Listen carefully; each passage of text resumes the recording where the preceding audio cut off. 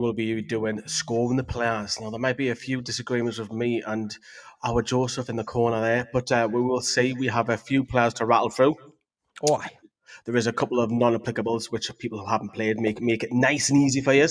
And then, of course, in the next 24 hours or so, we'll be doing the dreaded keep, sell, alone. So yeah, welcome everybody. Hope you're doing all right. Drop us a massive smash that like. We're doing more and more lives for you as the season has unfortunately come to a sad. It's not a sad ending, but do you know what I mean? There's no football. Lee, you're speaking of getting people to smash that like. So listen, whether you're watching live or whether you're watching back, I've just been over to Loaded Mag before, and I helped them get to 300 likes, right? And the agreement was I was going to jump on Pete's back at the next charity match. So he has me one for you guys at Newcastle Fans TV, right? If you can get this video to 400 likes, I'll jump on Lee's back at the next time we're in a match together. Kushti, sound. 400 likes. Or maybe a women's match. You never know. You never know. We also wanting your live chat to come through. Also, do keep your comments coming in. Look at that. Dale's on his way back from work. Got us on in the background, which is great to see. Geordie Tune for Life as well. And hello, Steve, as well.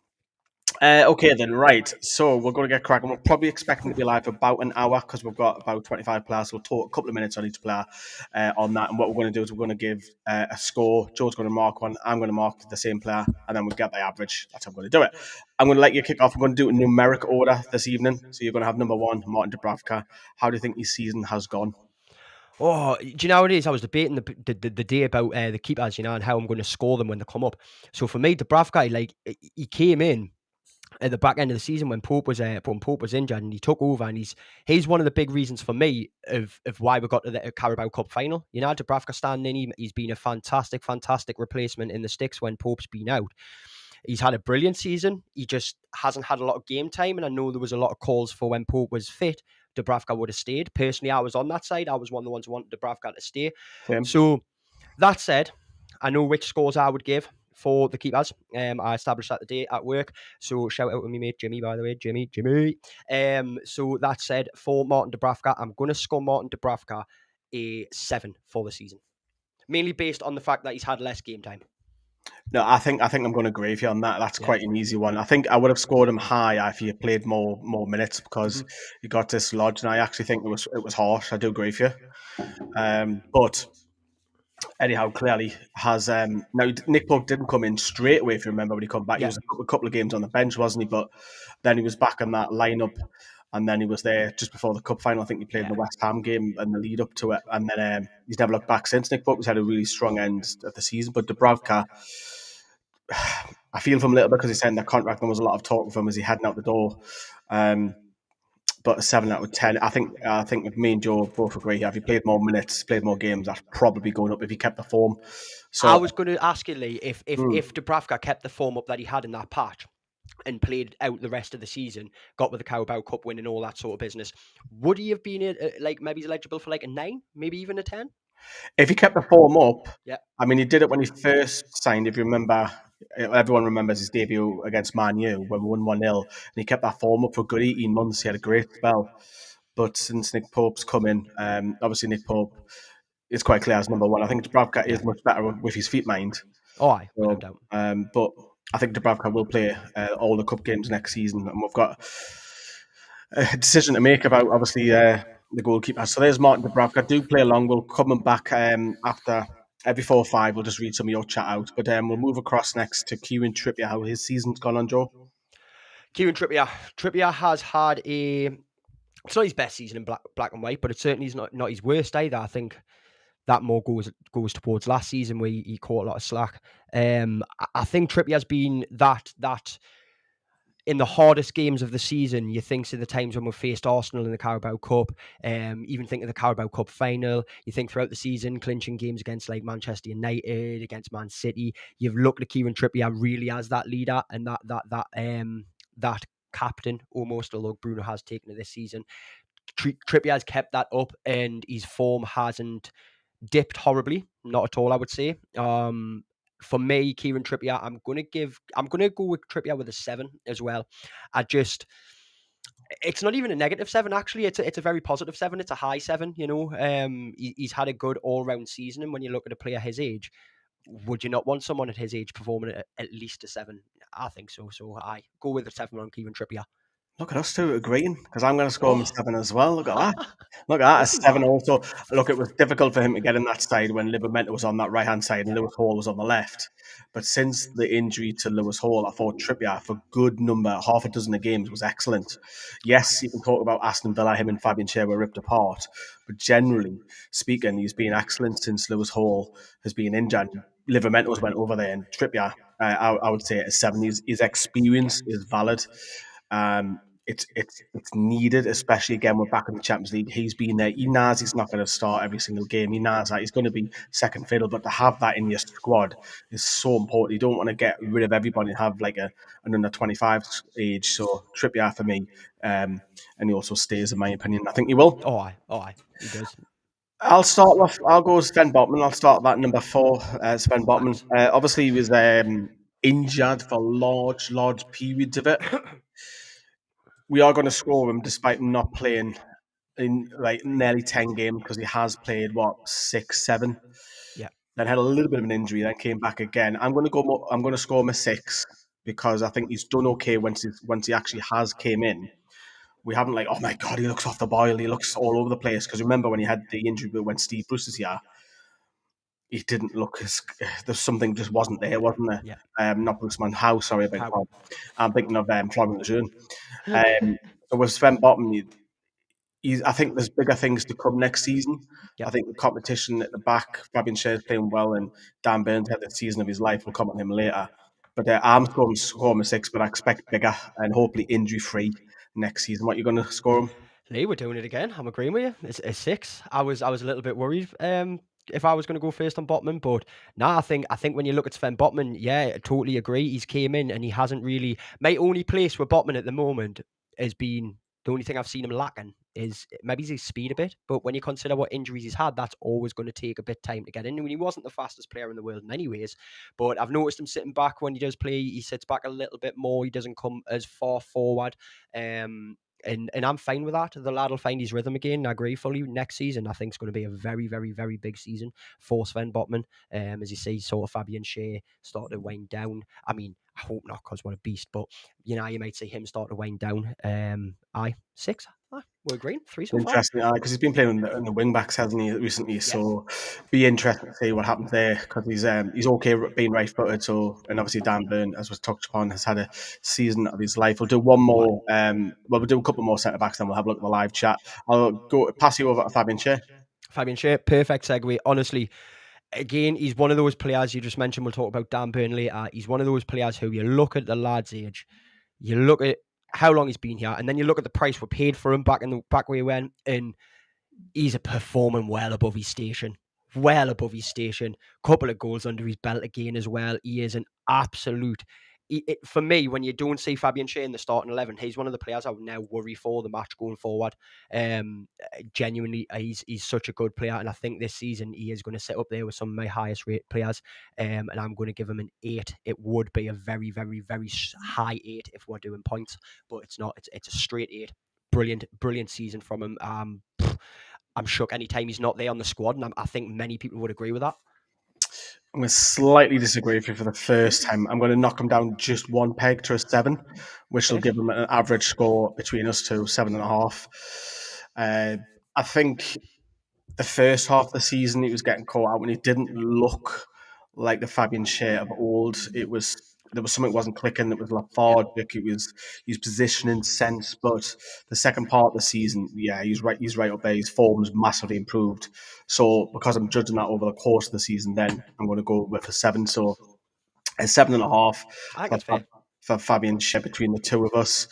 And then we'll move across to Jamal Lascelles. We're not going to debate that. It's literally non-applicable. Didn't play any minutes. Yeah. But good to see him on the bench a couple of times, and he played in the against Celtic Bay in the under-21. So, yeah, for Jamal Lascelles is a non-applicable. Let's have a look to see what you lot are saying in the live chat. Do keep them coming as well. I'll just add Joe to the scene. There you go, Joe. There we go. Right, Botman a solid 6, but missed that. Welcome, Steve. Evening, says Jay. Hello, Jay. I Jay. hope you've been keeping well, mate. Spoke with Jay earlier on WhatsApp. I need to reply to him, actually. Sorry, Jay, I will get back to you, my mate. Shocking. Pope's a 7, Shares a 7. Final 2 months of the season be back to his best. Lascelles non-applicable, says Phil. And Dale's gone on to agree that he's also scored him a 7 as well for me. A couple of games at the start of the season, he looked out of place, but season he went on and improved. He's on about Fabian Schär there. So do keep your comments in, and remember to smash that like. That helps us on the algorithm, the good old YouTube algorithm. And don't forget, if you get this video to 400 likes, I'm going to jump on Lee's back at the next game that we're at together. Hey. Probably a women's one, isn't it? No. I would think so. Aye.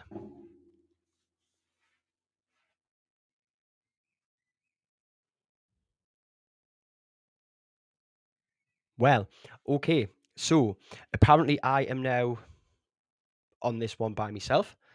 This was very random. Didn't expect this to happen. It's never usually Lee who has the technical issues. It's usually me. So we're going to wait because he will no doubt contact me immediately. It looks like his internet has went down. We do have to also wait for Lee coming back because we are doing our joint scores. So obviously, let me know. I can't actually go and look at your comments properly. We will have a little chat. No. I might have given. Oh, there he is. There he is. I've kept it live. See. I pulled my mic out, man. Oh, did you? I knocked my mic flying. Lee. I was about to say we're going to move on to Joe Linton, and I'll start with the big Brazilian. Couple of niggly injuries coming in as well. I think that midfield three is one of the best in the whole Premier League. Damn straight. I'll go straight and score an 8. I'm not going to go as high as one other midfielder in particular, but I think Joe Linton, looking now what you get now since he's been moved back in midfield the last 2 to 3 years, just beast of a man, chips in with the odd goal or two, can do a job on the left-hand side. He can do a job as a box-to-box midfielder, loves to grab people and have a fight, a bit of aggression. I love all of that. Hates to lose as well. So I don't think it's his best season because I think last season and the season before were 9s for me, but I'm going to score Joe Linton an 8. What does you say, Joe? Waka waka waka hey, 40 million down the drain. Waka waka waka hey. Joe Linton scores again. Look, agreed. Lee 8. He is another player who, for me, I worry so much about if he's not in the starting lineup. You look, like you say, he loves going in for a tackle. He loves getting in amongst it. I do worry sometimes when he does put a tackle on some of the lighter players. And it really you're like, oh, you could get a red card, Joe. But no, absolute stalwart. Hopefully Seattle, his very final days. I love Joe Linton a bit. What an absolute top player, and I think many people will agree with that. There's not many moments you can sort of knock Joe Linton. Yes, sometimes here and there he may take shots and they're not as spot on as they need to be, but I think that's probably one of his only downfalls. But yeah, that's why we're not under Steve Bruce anymore. Steve Bruce had him as a number 9. Joe Linton's not a number 9. He's a goddamn wrestler in the middle of the field, and that's what we need. Love it. Proper unit, and he probably loves the yellow card as well. It was a bit like Bruno last season where he was getting so many yellows. Joe Linton was on that as well, wasn't he? Picking up all the yellows. But yeah, an 8 out of 10, which leaves us nicely on to after number 7 comes number 8, which is Sandro Tonali. Off you go, Joe. Sandro Tonali. Sandro Tonali. Drinks Moretti, eats spaghetti, hears Focus Sunderland. I always think of Bruno's voice when that gets sung now. Sandro Tonali, for me, this season, I said it at the start of the season that this was going to be the season we'll see what Sandro Tonali is about. We will see him end up becoming one of the best, if not the best midfielder in the Premier League, possibly in European football. I think next season he is one of those players who goes up there that goddamn much, especially sitting in the Champions League. He's in for a shout in the Ballon d'Or nominations next season. I really think so. Sandro Tonali this season is a 9 for me. And he sits, if I could do points, it would be a 9.9. He's only made a handful of mistakes. God damn, that strike against, I always struggle to remember who it's against, but that strike he made from the corner, and he's like, it's a little bit of a shot. What a player. It's a very high 9. He's my highest rated player. I love that man a bit. I'm not getting him on the back of my shirt next season, Lee. Don't worry. Yeah, anybody who Joe gets on the back of his shirt leaves. Yeah, I tell you. Yeah, we won't be having him on the back. I'll agree, a 9. And some people might go, I haven't seen the chat yet, but I won't be too surprised if some people go 10. But fair. The reason why I'm scoring a 9 is because it took so long for Eddie Howe to put him in that side. But not just but put him in the side in the position that he is so good at. Yep. And because if you remember when he was first in the side, he was being subbed off so many times when he first come back and got in that starting 11, and then you just couldn't drop him. You just couldn't because of his performances. And then it was 9s, 10s every single match. But because of the fact that it took a while for Eddie Howe, and that's partly down to probably Eddie Howe a little bit. Yep. But for me, he is the midfield player of the season, without a shadow of a doubt. Yeah. Just phenomenal. His lungs on him, his stamina, he's just composure, his aggression. He's chipped in a few goals this season, his passing ability. And he seems to be a lot more settled this season, looking at interviews and stuff like that. He seems a lot more, what's the word, a piece of himself a little bit. Aye. Because obviously he probably felt like he left, well, he did. You let the club down, you let the fans down as soon as he joined, and then there's a big massive ban, worldwide ban on him. So delighted for him. Great interview with the club as well. If you haven't seen it, with him and his missus in the good old Frenchie, my little Frenchie's just doing there. But yeah, Sandro Tonali, absolutely outstanding. Absolutely outstanding. Love the man a bit. Callum Wilson's next, number 9. Ooh. What did he play? What, 10, 12 games off the top of my head? Roughly, yeah. I have got stats on my phone ready to pull up. Cheers, Matt Walby, for directing us to a stat site as per usual. I'll let you have a look at that first, but I'll score Callum Wilson 4. I'm going to go 4. I just think the injuries don't help his career. He hasn't scored this season since he's been back. Yes, he's had to play a lot of it as second fiddle to Alexander Isak, but there's not many times, even when he has started or came on, where he's massively impacted the game. I can't think of one or two off the top of my head. Like, Wilson changed that game today, or because of Wilson we scored there. Or I just can't remember coming out of the ground thinking, because of Wilson we did this, because of that. Look, it's after Isak, there's no doubt about it. You do not want Anthony Gordon up top. You'd much rather have a fit Callum Wilson, of course, do, because of that knack of scoring. But I'm going to score him a 4 because we didn't see enough of him and we didn't really get an impact. And that was a nice send off for him, which is on the channel, so check it out when he went around the pitch. But I do expect him to go, even if we offer him a pay as you play deal. What's your rating? Callum Wilson is probably my lowest rated player. I probably rate him a 2 or a 3. I'm going to go 3. I'm going to rate him a 3. And it's out of no disrespect. He's one of those players. It's almost like a Miguel Almiron where, he's done his duty here. I appreciate everything he's done for her, but now when he comes on the pitch, I'm frustrated. He holds up the keepers too much, and then he hasn't got the legs to get back into a decent position, centre of the field, to potentially catch counter attacks. He hasn't got the pace to carry the ball anymore. He's very much one of those. And I had this with Sam. For the was it not the Everton game, the Chelsea game, and I was saying we should have had Asula over Wilson. He should have came in first. That's a lot more closer now, isn't it? If Wilson stayed next season, I think that gap is smaller now. I think Usula will get more opportunities, but has to. Usula might. Well, he played right wing. I mean, we'll talk about him later, but yeah.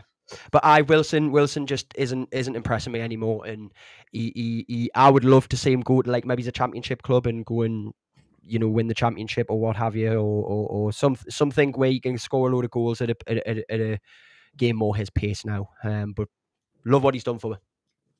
You've got Anthony Gordon next, so that's an average score of Callum Wilson 3.5 between the two. Anthony Gordon, you can go next with Anthony Gordon. Running down the wing, Gordon makes us Geordie sing. Gordon, we're all going to Milan. Mike, what Madrid? Yeah, what a belter's right. That's just got me excited about something completely different. Yeah, you need to all give a like right now for being in the Champions League. Get your likes in, get your pints down. You're like, let's go. I need my passport. Right, Anthony Gordon. Look, probably my before Sandro Tonali shined this season, Anthony Gordon was my go-to. I love that man a bit. He's great. He was my favourite player for Newcastle, and he's still battling up there with Sandro. But even that said, start of the season, Gordon has been fantastic. That run up to Christmas, everything, he's been one of those who you cannot replace. However, as you got towards the back end of the season, especially them last few matches, maybe it's fatigue, I don't know. He just started to disappoint a bit, and I think it's the same with a lot of fans wanting to see a few more goals from him this season. He's got a decent amount on his record, don't get us wrong, but I think people want a bit more from him. So for that, I do rate Anthony Gordon a 7. People might disagree with us on that. But I do. I give him a 7. It's a fair 7. It would be a 7.9. Do you know what I mean? But it's a 7. I just wanted a bit more from Gordon this season. I think many people expected that though as well. I think I'm fair in saying that, Lee. I'm not going to go that low. I'm going to score him an 8, which will give him an average of 7.5 Fair. out of 10. Similar to you, I just think that attack. I mean, even neutrals now talk about Gordon and Isak all the time now for Newcastle's attack. Before Murphy decided to have the season of his life. But I think he was a massive threat. Look, I don't think this last season was phenomenal. I think he's actually probably no. I'm gonna say it, I think he's lucky to be in that England side for his running towards the end of the season, yeah. where he got the red card, which was staffed. It was stupid against Brighton. Then he got injured on England international duty. He just has not been the same player since. He's been a 5 every single game, and that's a good run of about 8 or 9 games where he's just Great. couldn't get in the side because of fitness. When he got in this, it just something wasn't clicking. He wasn't taking on the confidence of his man. He was losing possession. It's just not a good run in for me. Do you know, for me as well, it's weird. As much as Barnes has grown on us, I'm still not a big fan of Barnes. But for me, you would think even that put aside my personal like or dislike of Barnes, when I see Gordon and Barnes both starting a game, I'm a bit like, it doesn't work. It doesn't. There's something that's just it just One or doesn't. the other. It needs to be, and that's where it almost creates a big issue when you look at next season. But look, that's another time, another conversation. Yeah, 7.5 is fair. Yeah, 7.5. But the first half, in particular season, he was absolutely fantastic. Oh, yeah. So yeah, goals, assists, but then it's dried off a little bit. We'll do one more player, then we'll go to the live chat, and I'll start off with number 11, which is Harvey Barnes. It's an interesting one because he was the best player at the start of the season. If you remember, we were playing awful. Absolutely obvious coming up with worldies, especially that one at Wolves. It was just a screamer, and he was coming up with goals, and he was the only really one that was like, can't even. I love the fact that, you know what, I didn't quite score before, but I'm going to try again. Oh, I'm going to take you on. He's not afraid. He won't go hiding. And I love that about him. He doesn't go hiding. He'll do it and do it. And he might have 10 dribbles and might lose the ball 10 times, but at least he's actually not, give me the ball. How do it? I love that about him. A lot chips in with goals. I'm going to score him a 7. He's played a lot more games this season, not too many injuries. And I think he's a very useful squad player, in particular next season. I don't really think you need to strengthen that left side. I think you've got Gordon, you've got Barnes. That's good 2 left wingers for me. It's the other side that you need to strengthen for competition, but 7 for me. Everything you said about Barnes there, it's weird because my big issue with Barnes is that I don't think he composes himself enough when he does take a shot right now. I think sometimes he gets a bit more frantic. You know, when he does miss that first shot and then he comes in again, he doesn't hide. But then I think by the time he gets to his 3rd and 4th shot, he's just like, he's either got it finessed and he hits it right, or he just panics a bit too much and he doesn't go in for it the right way, and he just tries to get it off too early when he could have took another stride into it. But Barnes, he's a player who I keep in the squad simply because I want him. I want him for depth. He's a good option to have. So I think I'm debating in my head. I'm delaying here because I'm debating between a 6 and a 7, and I'm going to take my personal opinion out of it. I'm going to agree with you, Lee, and I'm going to go with 7. Yeah. A 7 out of 10 for Harvey Barnes between the two of us, and no doubt he'll be used a lot more next season. But I do think he's wasted on that right-hand side. Agreed. The same as Gordon up top, it just doesn't work. We'll look weaker at the side. But Harvey Barnes will get a 7 out of 10 from us two. We'll pause and go to what you lot are saying in the live chat. We'll read some of these out to you. Tale of 2 Gordons for me, says Jay, particularly after the red card suspension. 7 for me over the year. Matt's gone and say Gordon's an 8, not as good as the second half of the season. Big season from next season. 7 for Barnes, says Dale. Philip's gone with an 8. Barnes is a 7, says Jay. Matt's going a 6. He frustrates me a lot, but no, he can pull something out of the bag like he did at the start of the season. Good option next season on the left, but not first choice for me on the left. And then, hello, Ches, nice to see you. Barnes is a 7. Would be higher if he had more game time. I think he's had quite a bit of game time. But yeah, most people look like they're going with 7. Bang on with Matt. Like Matt Lewis, honestly, I am bang on with your opinion. Looks like you're coming to the dark side with me, my friend. Come on, join the heat and you can be me Travis Scott. I agree. I fully agree with what Matt said there. Fantastic comment. And Jay, me and you agreeing once again. What's up, son? What's up? I think this is another negativity coming. Matt Target. You can go first on that one, Joe. My target, what? how many games has he played? It's got to be No under more 10. than definitely under 10. He's Definitely under 10. a It's got lot to of be about a lot of 5 or them 6. He's sub look. appearances. I think this season we've seen Matt Target's. You get a couple of bright spark moments from Matt Target, and he gets the ball and he makes a little run. You're like, whoa, Target, what's going on? Harry, he's lost it. And there was obviously not long ago, I can't remember which game it was, when he comes straight on, he got a yellow card within absolute seconds. And it just didn't work. He's one of those players who, for me now, it's the squad depth issue that I always talk about whenever I come onto the men's videos. I always talk about the squad depth. You look past your first 11 and your depth just drops. And Matt Target's one of those. Thank you, Target, for everything he's done in the season, in the team. But nah, for me, I'm giving Matt Target a 5. It's a 5 for Matt Target. He just has not done enough at all. I'm weird on that. Mine's a 2. Oh, There's not for me. Not for me. I get it. I was thinking of like lower 4, but nah, he's just, we need Red regardless. I totally agree. He frustrates me when he does come on, because what he does when he doesn't run with the ball. Yeah. So what he does, he stops, opens his body sideways, and passes. That frustrates the fucking hell out of me. Where Lewis Hall's like, right, I'm going to run down there. It stops the momentum. It stops the counter. It's like, why are you doing that? Why are you doing that? Why are you slowing the ball down? Why aren't you running? Where's your pace? Injuries galore. Look, I think that when he first come in, I'm hopefully admitted, when he was on loan, I was like, blooming hell, what a half season he has. Get him signed permanently. It was the right decision. I still stick by that. But since we've signed him, he's seen other people play in front of him, like Dan Burn, Lewis Hall. Lewis Hall's now arguably the next England left back for the next decade. Target needs to go for me. He's just not in it for me. Like he has to go. I'm sorry to be negative, but not for me. Got to be. Championship standard, and he's got such a big wage packet, and he's still got 12 months. It needs gone. It's the wages. You can't. We need wage. A big gap on the wage bill. We need that sorted for next season. But that's for you tomorrow. Keep Sal alone. Yeah. Stay tuned. It is, yeah. 40's coming on the channel tomorrow, so yeah. Alexander Isak, number 14. Alexander Isak. Look, shout out to Ludwig and all of the Swedish Magpies, because every time I see Alexander Isak score a goal, which is often, love it, I am sorry, I guess I'm taking this one first. As well. It's the moment that's what I think of when they were singing that song outside St. James's Park. Obviously, you can hear how excited I've got straight away. Isak. The only thing I want from Alexander Isak is someone to challenge him for his position, because god damn it, he's got nothing to worry about for being the number 1 striker. He is the number 9. Like, that's what he deserves to be. He is the next Alan Shearer. He's the next Malcolm McDonald. You name it. He is that next big striking goal scoring legend for Newcastle United. He needs a challenge, because imagine how good that man's going to be when, see, you've got someone like Brian Mbeumo sitting behind him. Oh, he could come on to replace us. Like, imagine that. Isak's going to go for. That said, Isak is sitting up there in the gods of my top players. Isak is a 9 from me.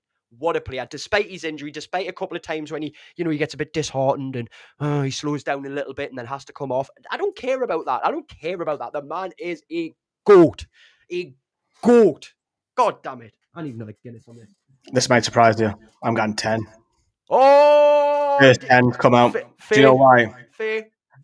People might say, oh, I'm only going to score my 9 because of his end of season, but you're talking 4 games that he's had a bad run of form. Look at all the goals before. For the last 2 seasons, I think he's hit 25 at least. I agree with you. He does need competition, because that showed towards the end of the season.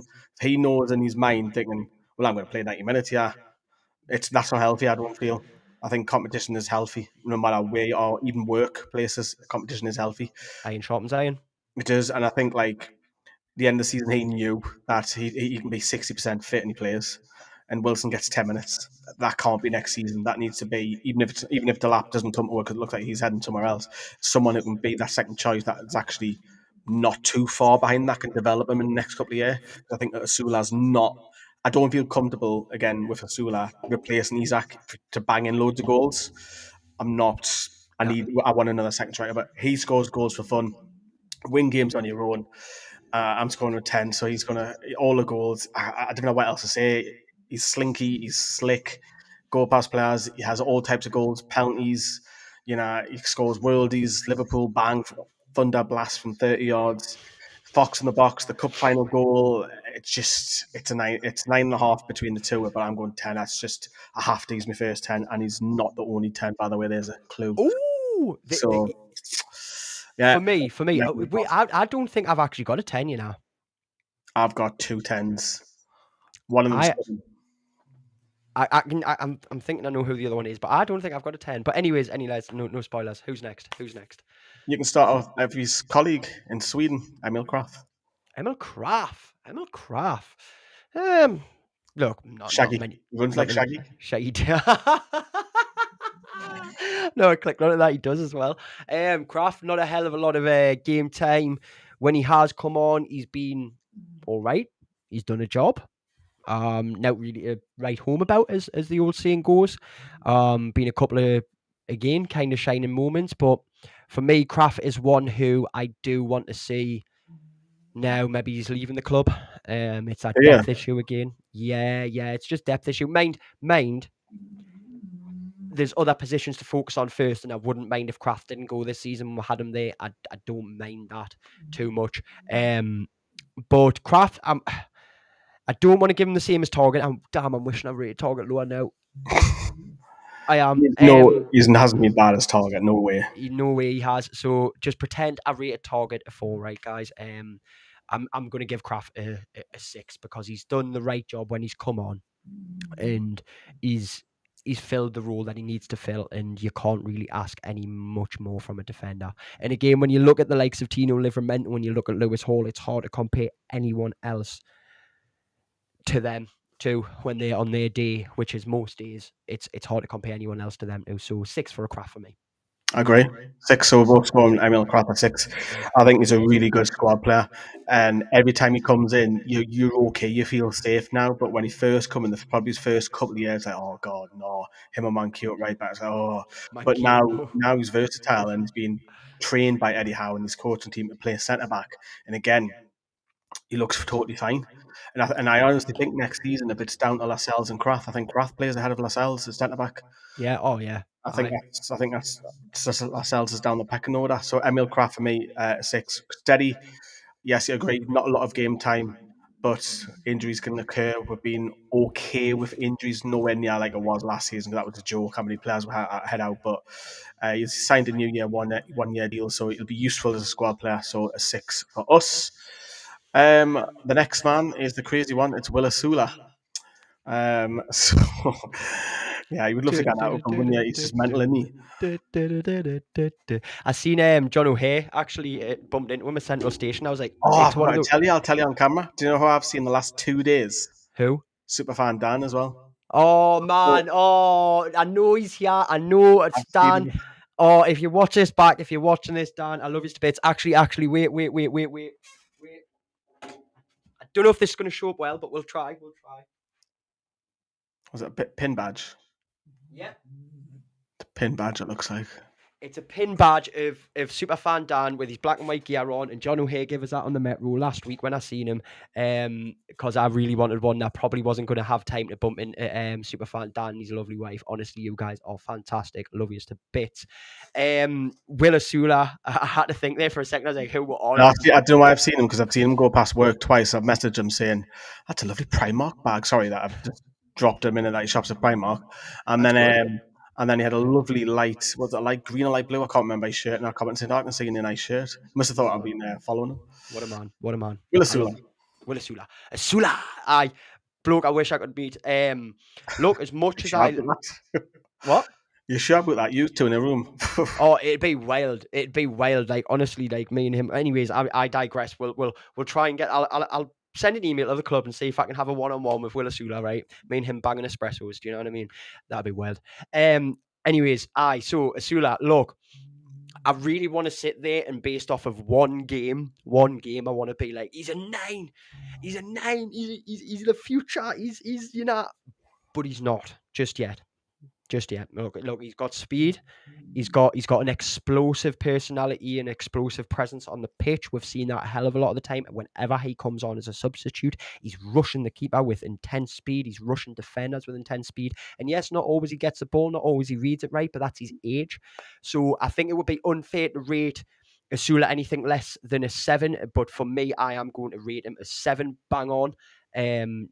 He's impressed when he's came on. He's done well, but you just want to see a little bit more from him. There's been a couple of times when he's taken chances that maybe he should have composed himself a little bit more on, and he would have got it. But maybe that's just that wild character that he is. But regardless, yeah, Asula, decent amount of minutes on him. I want to see him a bit more going into next season. He's a 7. Had I seen him more this season, he'd probably hit an 8 or even possibly a 9. Couple of goals under his belt, but look, 7. I'm going to knock it down to 6, so that's an average of 6.5 out of 10. When we signed, it was like, I'm not going to lie, I was like, really? Why we're signing this kid? And not many people knew about him. Relegated Sheffield United. I think he only have scored 1 goal for them. I might be wrong, but then he scored. We all thought he scored in his pre-season. It was offside, but took a while for him to get in the side. And you're all right that you don't know what you get. It's kind of like he's a bit like Marmite. I mean, I remember the FA Cup goal, which I think did Wilson score there? Who scored that? It was a Wilson. Wilson did score this season actually in the FA Cup against Birmingham at the opposite end to me, where Stula missed the ball completely. If you remember, yes, oh yes, on the goal yes. line, that's Willis Lanity. But then he scored a couple of goals. He scored an absolute raker, and then he scored that header recently as well. So, but now he seemed to find that when he comes on, he's now going to be right wing. Maybe that's because of Wilson was fit. That'd be interesting to see what happens next in the summer if we sign a striker. If he's then moved as a winger more than a striker, or he can play between the two, which is probably what Eddie Howe's going to look at, bringing in someone who can play on the right wing, like a star player, but can also do a job if needed, and up top, like a Brian Wemmer or a Simon. Ryan Shirky. Yeah, who can do a job in a couple of positions. Electric Raw, I still think there's a lot more to be given with him. I think I'm not comfortable him starting games, to be honest, up front. That's just me being honest, because I think he's not going to score goals. But wide, there's an option there. There is an option. Definitely. We'll come to your live chat after the next one. We are going to score my non-applicable, which is, go on, do you want to see it? Oh, Vladachimos, I'll let you me wife, oh, Vladachimos. I see it's Vlachodimos, who played literally 1 game. He came on half time again, the Carabao Cup, kept a clean sheet, and didn't see him again. We didn't. I did see him in Asda though. Give him the 1. Bottle of water. I think not applicable because he's played 45 minutes. It's just not enough, isn't it? So he needs to go out the club. That's another one. Yep. We know why we're signed. We don't have to get into all the politics about PSR and, Elliot Anderson going the other way. We had to sign him. It was just part of it. Otherwise, we could have had a points reduction if Anderson didn't go the other way. So there we go. That is Odysseys of Vlachodimos. And then we'll come on to a couple of very talented young fullbacks in a minute. But let's have a look what you are saying. Crafts a 5 for Jay. Improved from previous years. Does what Eddie needs to do to squad player. And 8 says Josh. Not sure who that 8 is for. Let us know. Craft is a solid 8 every time he's played, but not much game time. So 6 is Ches. Well, for me, he's a 7 out of 10 every time he plays. There's not enough game time. So I think people are scoring him based on that he doesn't play enough. 6 for me, needs more play time. 7, wish he played more often than Wilson. This is referring to Sulal. This is by Rect. Or come off the bench more for Murphy. The lad done great when he came on. And Philip's gone out to say Sulala's a 6. Put in a shift when given a chance. Should get more starts in cup games next season. Obviously, Vlachodimos non-applicable. And Matt is saying Ryan Cherky is a good shout. I think Leon will sell him too. Asula will do well on the right wing. Well, will it be good? He's versatile. I can't speak now. Well on the right wing, but will be good when his versatility develops. And then Philip's going to say, me and my wife saw Solano and Marcelino on the old Tesco back in 2001. The Tesco Kingston Park one or the one over Gateshead one? Because they're the closest one to the city centre. Keep your comments going and remember to drop that like. That would be wonderful as we move on towards the last third of the show now. And I'll let Joe start with Lewis Hall. Wow. If he didn't get injured, Lewis Hall would probably be the 10. He would. He would. He is, you look at him and you don't need anything else. You don't. You just need experience, that's it. More time, and he will be a phenomenal, at least 9 out of 10 player every game. He'll always do a job. Whenever he makes some sort of vital mistake, you'll forgive him because of all of the good he's done. However, the injury has really, really, really, really hurt. I would say he's rating.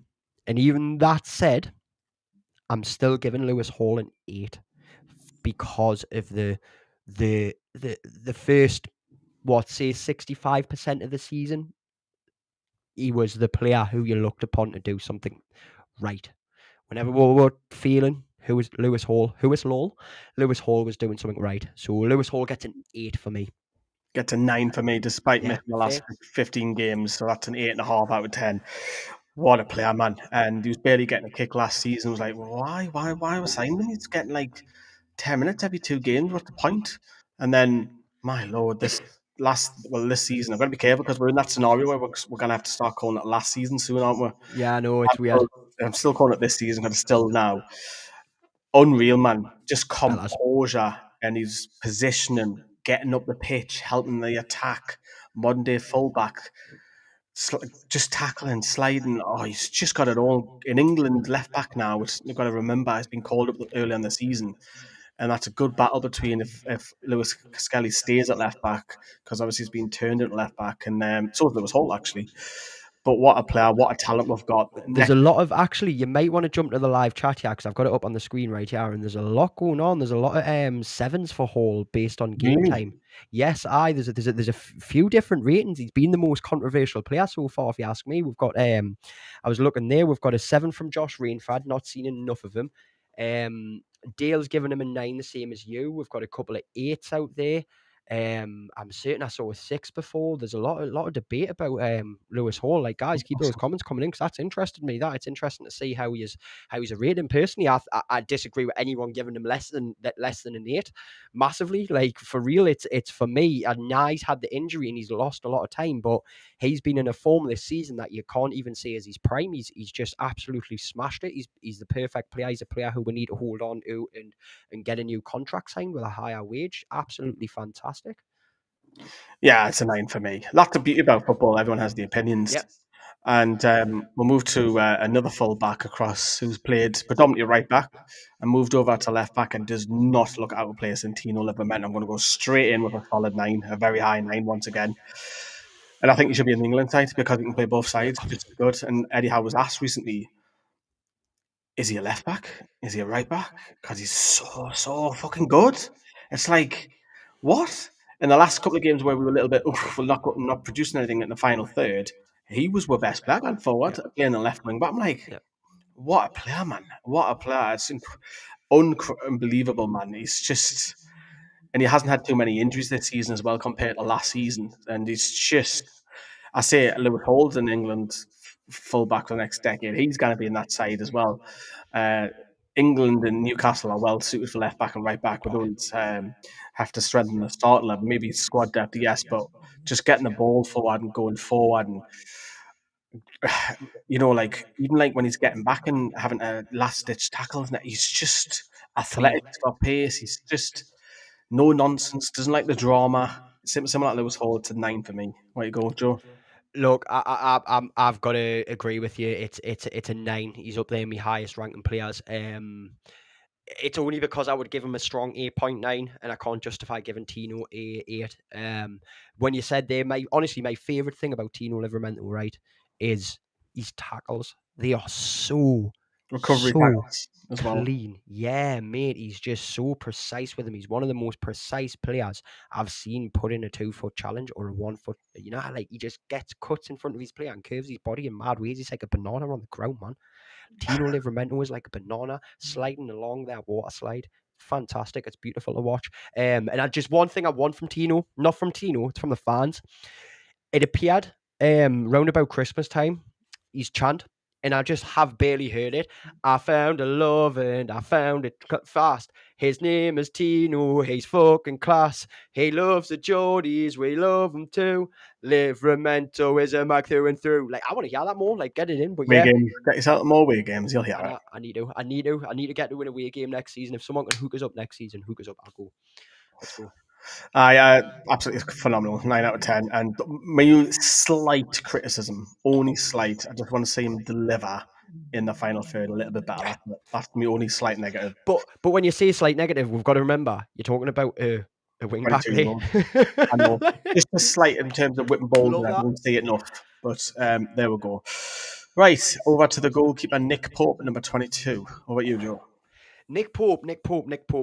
It's mad because realistically, his only main downfall is his distribution. If you rate Nick Pope on all these other things, his distribution comes in it's a 2 out of 10.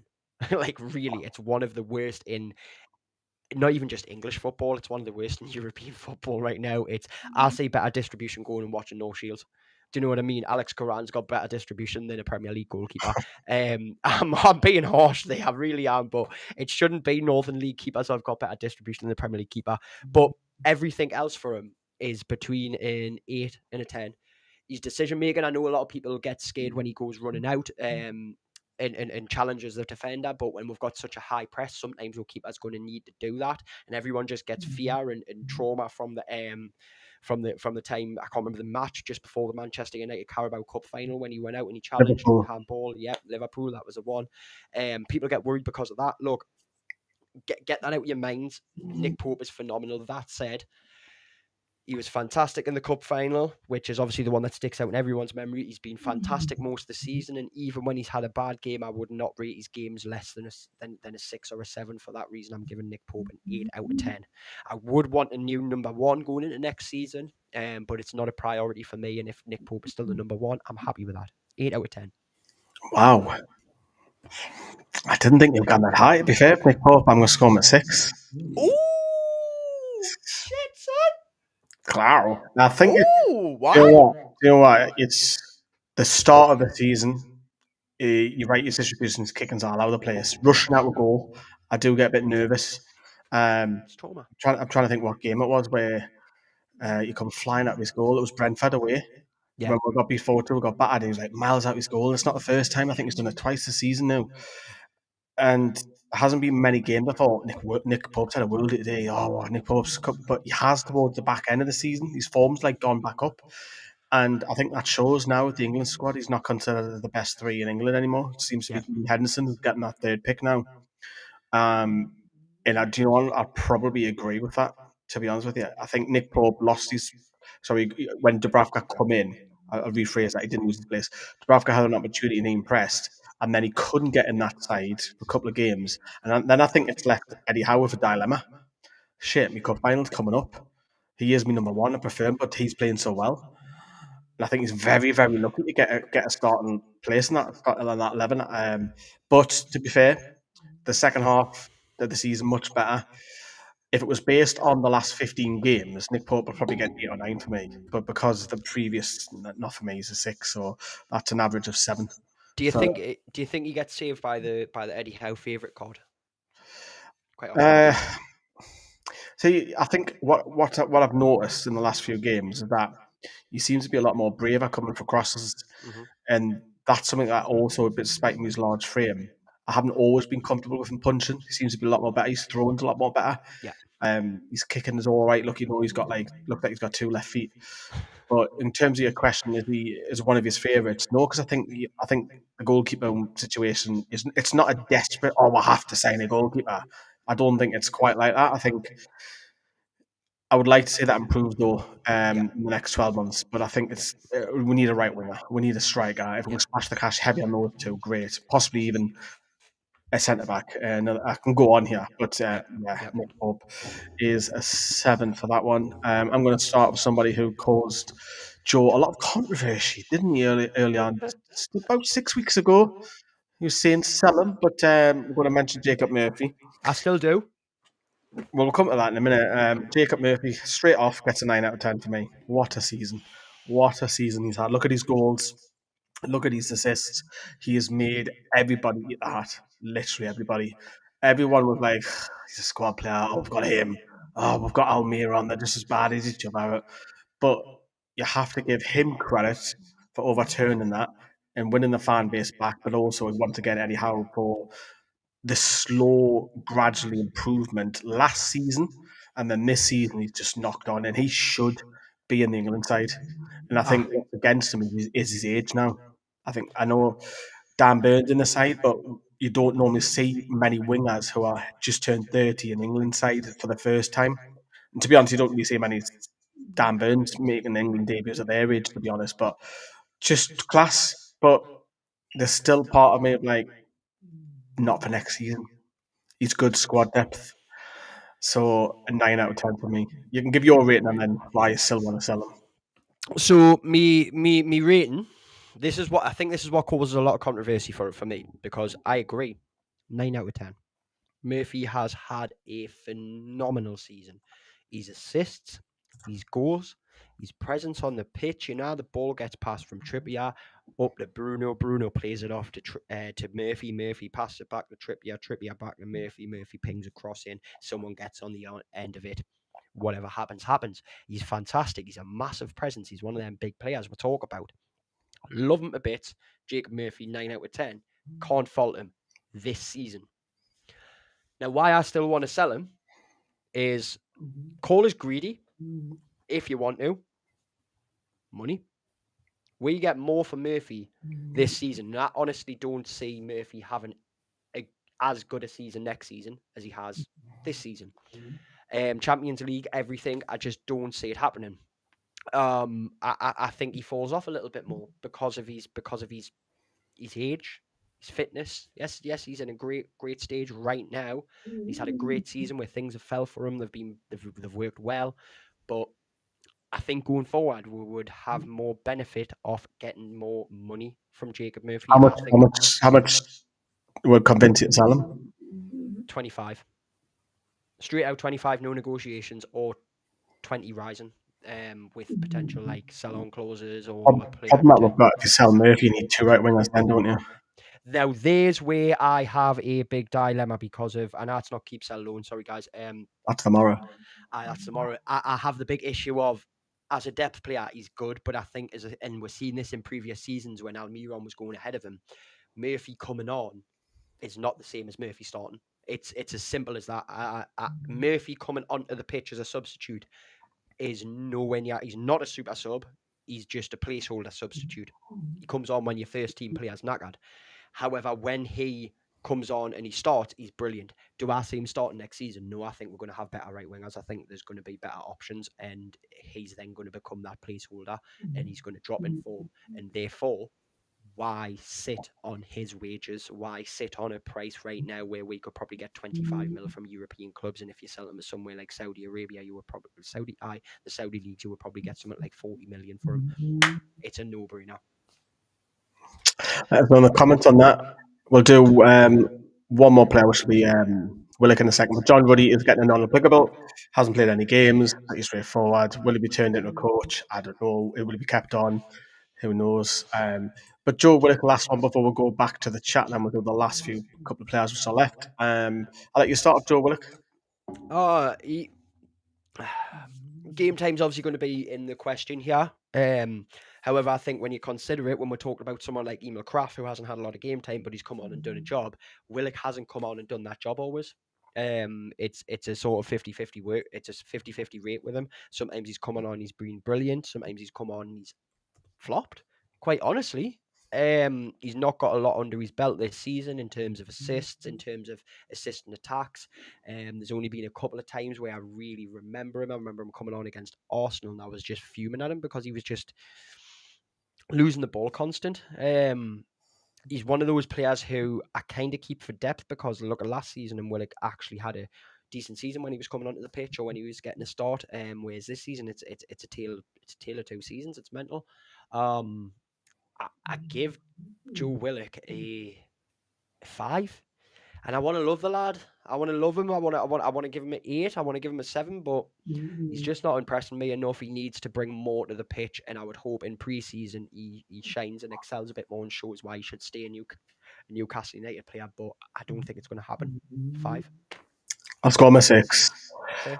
However, I wonder if it's the mindset of thinking, like, in the other midfielders, I can't get at that midfield now because of the other three. I wonder if any of them are thinking like they shouldn't. But realistically, nobody's getting that midfield three. Who's left? Miley's not. Sean's not. Joe Willock's not. And I love the fact that you mentioned last season. I do agree when he's moving over, helping Joe Linton when we didn't have like when Gordon was not there as well. That was a key thing for me. There's just not enough consistency with Joe Willock. I don't want him to leave the club. I just think there's it's the consistency. It's Yep. get more goals, keep your composure on whether you're going out on the left hand side. You may have to play there a little bit more next season. You don't know yet if you can't get in that midfield three, but Joe Willock's a 6 for me, which gives him an average of 5.5. But there is a couple of speculation about him leaving, but I personally don't want to see him go. I think he's a good squad player. Let's have a look Aye. what he's Totally agree. saying in the live chat. Willock 3, 2 fantastic games against Everton, but otherwise been terrible. I would sell him in the summer. Philip. 4, I think he's been awful. Seeing an interview from Gordon and Bruno, they say he's always been fine for being late. I feel like that kind of attitude shows on the pitch. I'm going for 6.5, says Frankie. Good to see you, Frankie. First time I've seen you in the chat tonight. Nice to have you. The report card will read the ability is there, but could do a lot better. Gillespie non-applicable, Alex Murphy non-applicable. Willock 6, not much to write home about. It'll be an interesting to see anyone comes in a bid from it in the summer, says Matt. And then Jay has gone on to say a 4 for me too. Thanks for those goals, but kept us up in the first year, but we are a long way from those days. Yeah, so for me, still a really good squad player for me. But we'll move on to the last bunch of players. There's about 4 or 5 left, which Mark Gillespie is a non-applicable. Yep. We're not covering any loan players, by the way, if you're wondering if we've skipped out anybody. So Mark Gillespie is a non-applicable. And I'm going to start off with number 33, which is Dan Byrne. 10 out of 10. There you go. Mic drop. It's a 10 out of 10 for me for Dan Byrne. How can you fault? Oh, yeah, you might fault one game or 2 games, but overall, Dan Byrne has played nearly every single game. He's an England international, got his call up, got that. What a week he had when he scored at Wembley, and he obviously lifted the cup. He has had the season of his life. He's a contender for me for player of the season. There's only Isak, Tonali, and Byrne. That's it. They're the three that it's one of those three, whoever you pick. And then the rest are all like 9s and 8s and stuff like this. But for Dan Byrne, man, he doesn't put a foot wrong. Especially, I was worried from this season because the start of the season thinking Sven Botman's going to take his place naturally, left footed, easy. Oh my God, he's undroppable. And Sven Botman, when he has been available, when we play in the four at the back, he's had to sit on the bench because of Dan Byrne, because Eddie Howe doesn't want to disrupt right foot, left foot. 10 out of 10 for me. Sensational. Joe? I wish I'd rated Denali higher now as a 10. But yeah, do you know how it is? As the streams went on and on, I have been trying to convince myself of how to rate Dan Byrne a 9. That is what I've been trying to do. You can't. You can't. He is from Blythe. What are you scoring him? 10. Oh, you're going to 10. Has to be. He has to be a 10, which means he's obviously my highest rated player. And it was meant to be Tonali. But that lad, look, at 33 years of age, how do you have the season that he's had for Newcastle United, your boy town club, your home club? How do you have that season for you, for your home club, and then get called up to England and have goals on your record like that are beautifully important to your hometown club, and just again be playing the season of your career at 33 years of age, and he doesn't look like he's slowing down, and he's embracing everything that he needs to on the pitch. Whenever you think, oh, Dan Byrne needs to get back quicker, he started sitting back on the pitch that little bit more. Do I actually need to be up for this attack? No, I don't.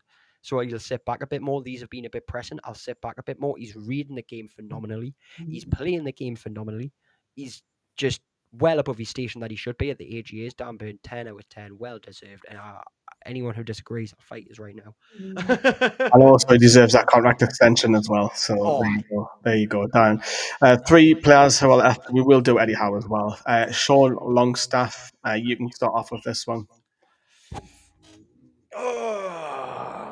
You don't want to. You want it to be that. You want it to be like Dan Byrne, don't you? You want it to be. He's a 9. He's a 10. Look, I said at the day prior to this season, for me, Sean Longstaff's an unsung hero at Newcastle United, and off the ball, he was our best off the ball player. He's one of our midfielders who people would slate him, and they wouldn't realize what he does. He would knock the ball into the play of someone like a Bruno or someone like a Joe Linton or someone like an Anthony Gordon, and they'd take possession and push on. He was the reason that happened because he was in the right place at the right time. However, he just looks out of place now. I hate saying that. He's a North Shields boy as well. Like he's out of place now. Sean Longstaff, for that reason, I've got to end up rating this season a 4. I hate it, but it has to be. No, I agree. That's the exact mark I was going to go. Sean Longstaff a 4 out of 10. Effectively sixth choice midfielder now. Yeah. Only got 12 months on his deal. It won't be surprised if he heads out the door, which doesn't actually help Newcastle's squad depth in Europe because we'll have to take one place away in the UEFA because you've got to have So, four club trained players. He is one, so the squad gets reduced. but let me throw this one out there. This hypothetical: you get rid of Longstaff, and because we've got the money this summer, you bring back Anderson.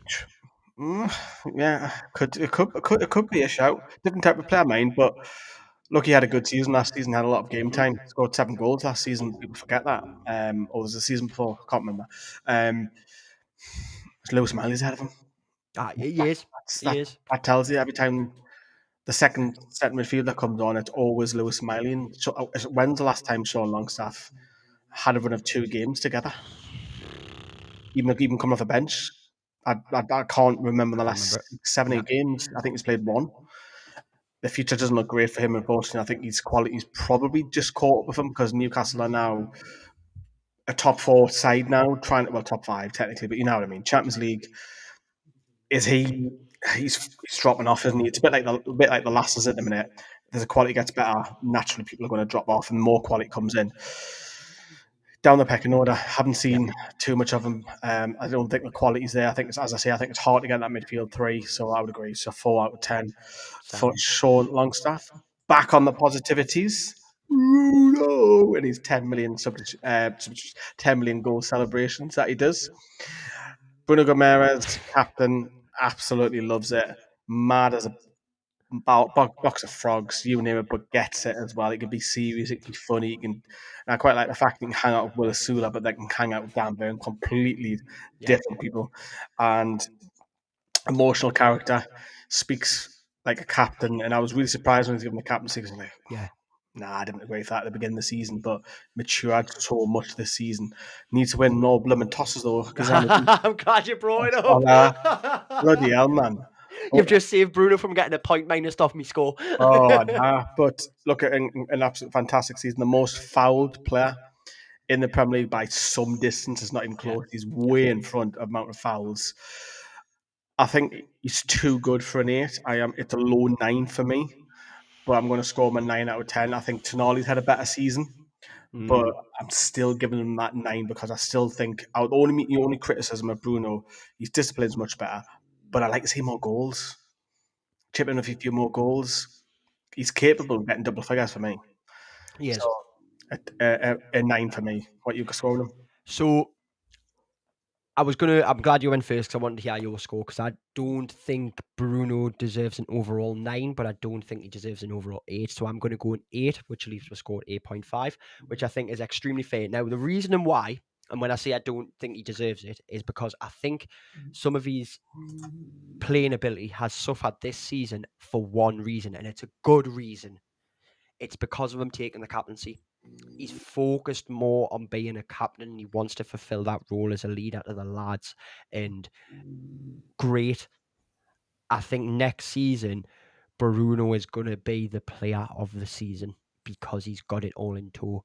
I think at the start of the season when he was captain, I was like, he's going to lose his captaincy. He's going in too many challenges. He's getting in too many people's faces still. He's shithousing too much to be a captain. And he really, really, really, go back and watch that Carabao Cup final and look at the way Bruno was going over to each one of the lads. When I watched it back at the Town Moor, he's individually talking to his lads. He's going to one here, there, and he's being the real captain.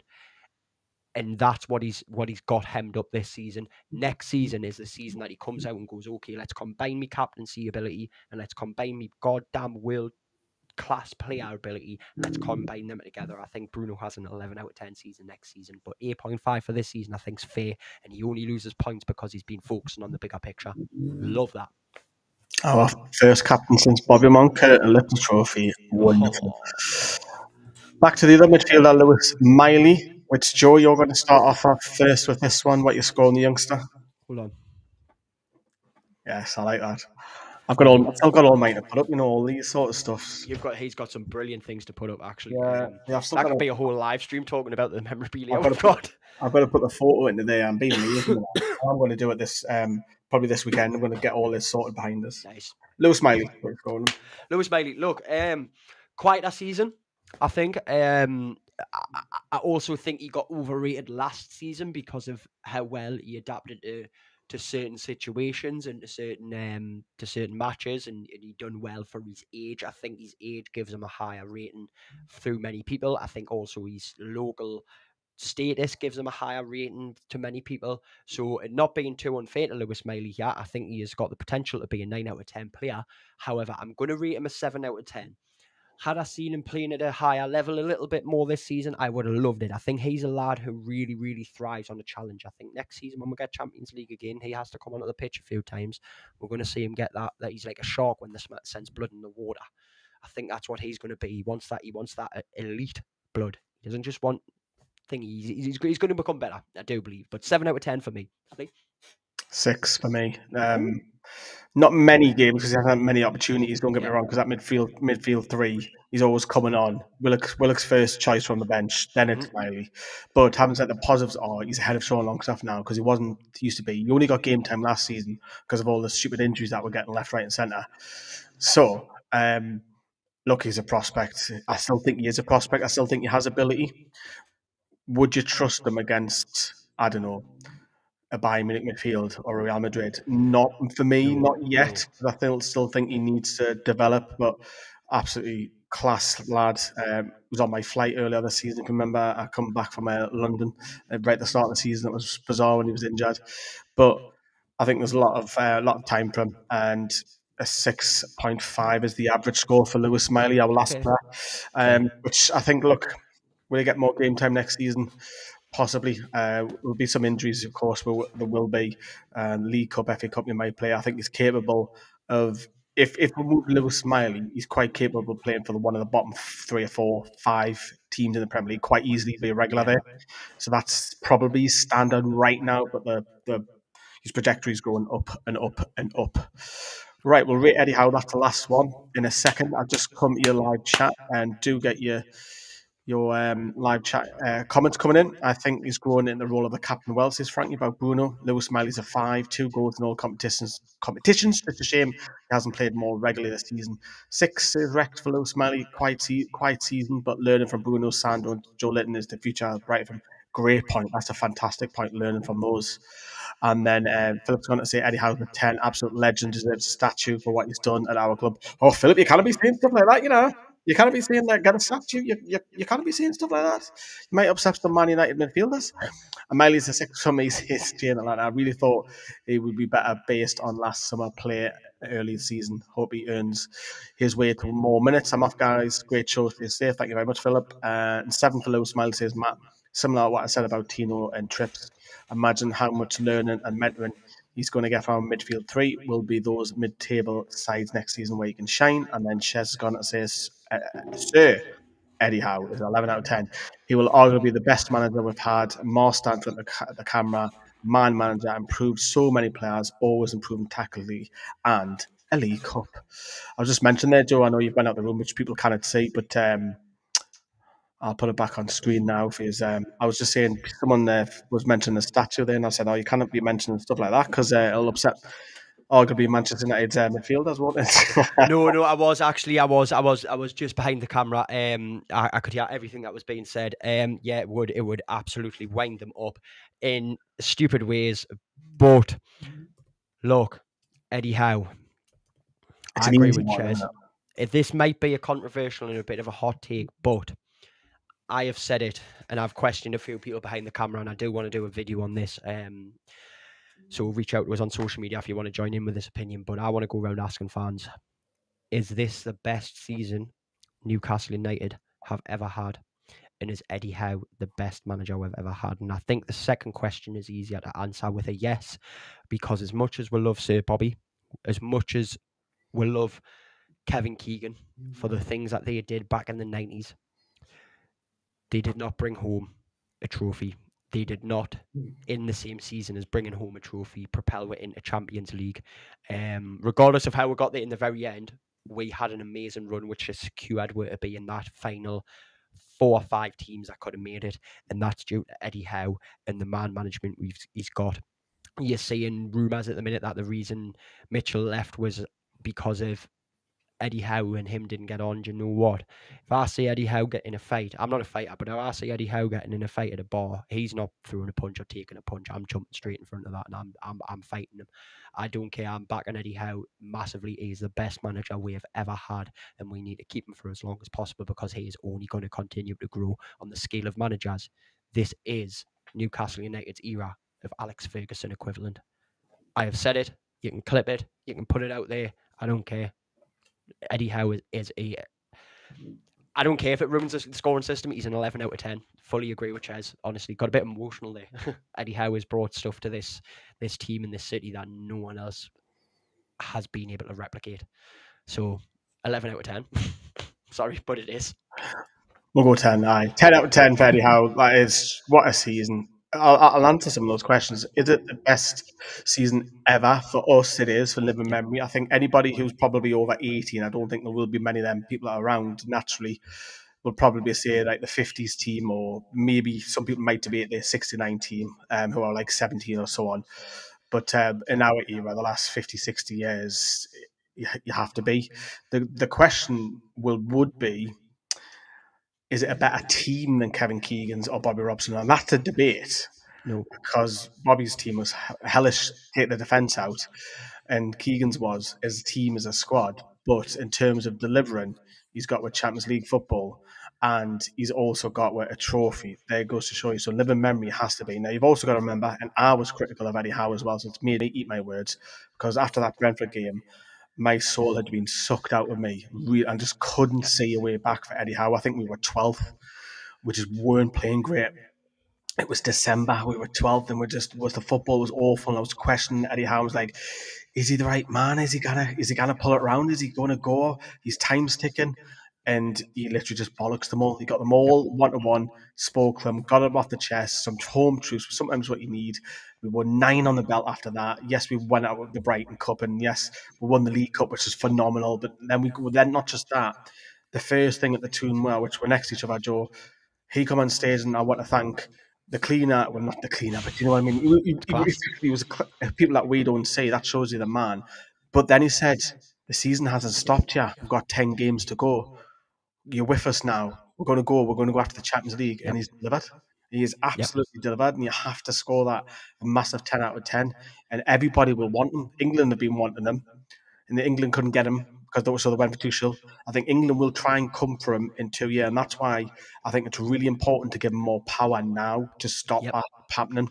Yep. Eddie Howe could be the next Wenger. He could be the next Alex Ferguson, because now you'll have a lot more say, not fully controlled, because I don't think that's healthy. But having the likes of Steve Nixon go out and they've got the target in the future, and they've got the board, and obviously there'll be a new CEO coming in eventually. But you've got to give that man power. He's now been here, 3 years. He's proven. He's took me from the brink of 19th to Champions League football twice. We should have been in Europe last season, only a technicality because of Man United. And, of course, won with a trophy, which the scenes were incredible as well. So it has to be full marks. You cannot. And I put it on the socials today, which astounded me that 0.3, 0.4 people were dissatisfied with Newcastle's season this season. Give yourselves a shake. You're not Newcastle fan. If you're dissatisfied with Newcastle, go and cherry pick some other team. Because this has been my best season. Period. 10 out of 10 for me. So we'll have a look before we wrap up I think we all know what everyone's going to score. Joe is absolutely spot on. I agree 100%. Well said. This is the best Newcastle team in the Premier League era. Well said, Macy's Jez. Yes, and Keegan, just for me, for bringing us back to top flight football. Interesting point. And Frankie says Eddie Howe's 10 out of 10. Can't be less. Cup win. First manager since Joe Harvey since 69 to win a cup and Champions League qualification. Very little first team investment in the last 18 months, and spot on. There's definitely been times where Eddie looked like he was stagnating, but when he reinvents the way we play it and we go on a 9-game run, the way he's integrated with Bruce's enterprise is masterful. So yeah, a lot of praise for Eddie Howe, and rightly so. Absolutely incredible, and the future's bright. with Newcastle United. We've got Champions League football. We've got a manager who's 10 out of 10. We've got some world-class players and likely to have one or two big signings, as Eddie Howe has obviously talked about that. But yeah, that was our annual scoring the players, player ratings 24-25. So I think there's a few high marks like Dan Oh, I Burn, need to be. Sandro, Alexander Isak. Who else? Bruno got a high mark. Tino Livramento, Lewis Hall. There's some big scores in there, and rightly so. But yeah, so that's it. Enjoy that, Joe. I love that. Absolutely fantastic. There's one thing I do want to say about Eddie Howe, right? The only great I've got about Eddie is I want him to have a stronger plan B, but I think that comes this summer when he's got more options coming off the bench to be able to switch about him a lot. And just think of it, guys. Eddie Howe with tons of money to spend on the players he wants, that he decides on, that fits into his system. What's coming for Newcastle United? Honestly, scoring the players here, it's been fantastic. I hope you guys have all enjoyed it. Make sure you hit the like, 400 likes, and I jump on Lee's back in the next time I see him. Wicked. But it's been absolutely fantastic, and it really put in perspective. I just want to see you going back as well. If you get to the end of this, I should have rated Sandro Tonali a 10 because he has been my favourite player this season. But loved it, Lee, loved it. If we get 500 likes, Dave is going to jump on Joe's back.